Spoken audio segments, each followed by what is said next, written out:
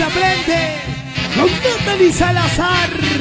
Díselo. Ahora. ¿Para qué seguir jugando al amor? Si ya no hay cariño, menos comprensión. Ya no podemos seguir así. Es mejor ya separar. Una más.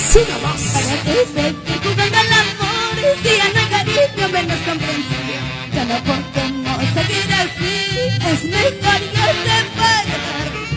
Solo quedan aquellos momentos de amor. Y no olvides que tus hijos no por favor, porque ellos son el fruto de nuestro amor. Solo quedan aquellos momentos de amor. Y no olvides que tus hijos no por favor, porque ellos son el fruto de nuestro amor. Amor mío, ¿Qué pasó?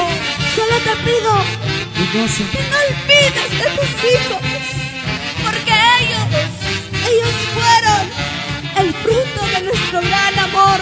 Este es un lanzamiento a nivel nacional. Inicia. Uy. ¡Unidad Ahora maestros! Arriba, Michael Remigio, los amigos de Estados Unidos. Buenas noches a todo el Perú. Aquí está Natalie Salazar. Díselo.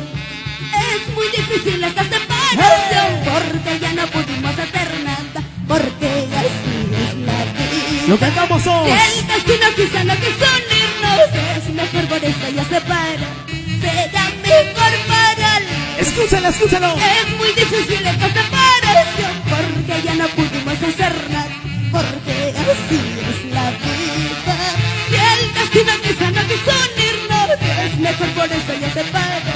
Será mejor para los. ¡Qué difícil! ¿Qué ¡Qué cosa? difícil es esta separación! Pero estés donde estés, cariño mío, no olvides de tus hijos, no, por favor.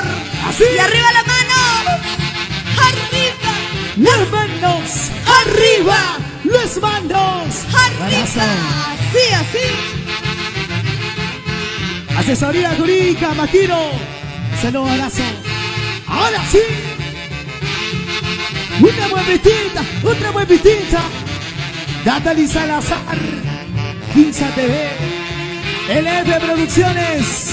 En esa bonita transmisión. La gran movilísima Perú. Ahí. Ahora sí, maestros.